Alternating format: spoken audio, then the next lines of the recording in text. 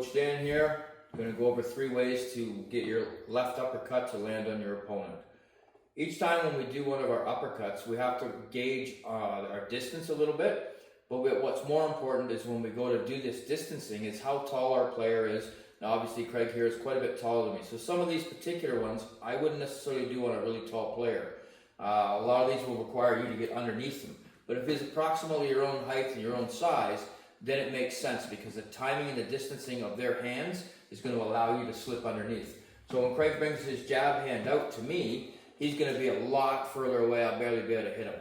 So, but what I'm going to do here is when the arm is on its way out, it's just going to be part way. I'm going to parry. I'm not going to push it too far. I only want to parry a little bit, and then I want to move my body in a little. So when I do this because of his height, I slip in a little bit, I'm underneath, and I bring that uppercut right in. This also allows me then to get my hand back high and tight, so it's very difficult for them to be able to counter you. So once I slip to the side, use the parry hand to help support it, and then bring that hand right up. This allows me to make sure that I don't come underneath, so in a nice tall guy, if you slip away underneath and he just drops his elbow, you end up catching it in the head all the time. So if I'm just here and he just drops his elbow down, I end up with a DI or end up on the top of my head, so on and so forth. So I've sparred with really tall guys before. I've slipped underneath and then done any kind of a move here, and I end up catching the elbow. So it's just something for you guys to be aware with, especially with taller players.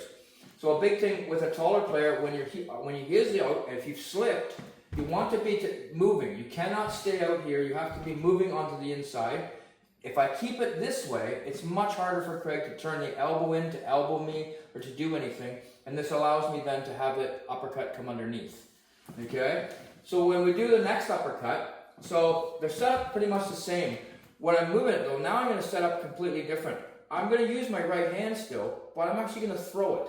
So I'm not going to parry, I'm going to throw my right hand. If he's got any kind of intelligence at all, he's going to either bring both hands together or he's going to at least try to pop it down with one.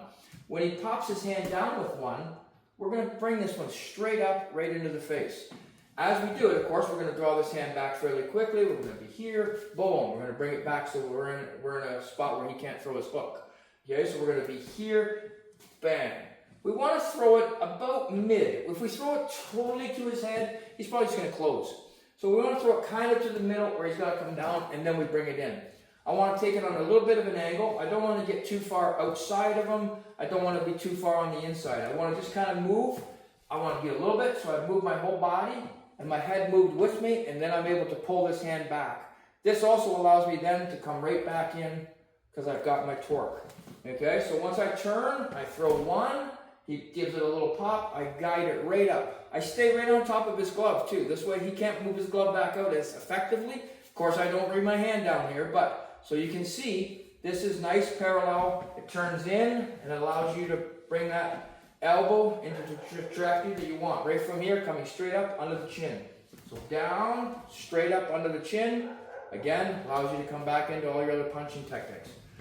So the next one that we're going to do is from a slip. So the first one, we did a little slip. We went to the outside. So we went to our right side. We slipped out again. Orthodox to unorthodox player will differ.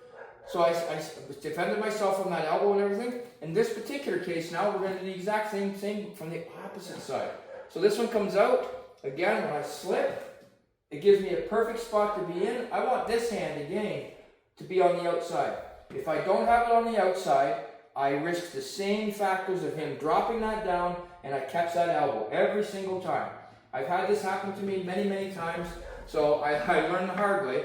So when that jab is coming out, I slip, and right from there, it allows me to be here and coming back. So don't leave this one down.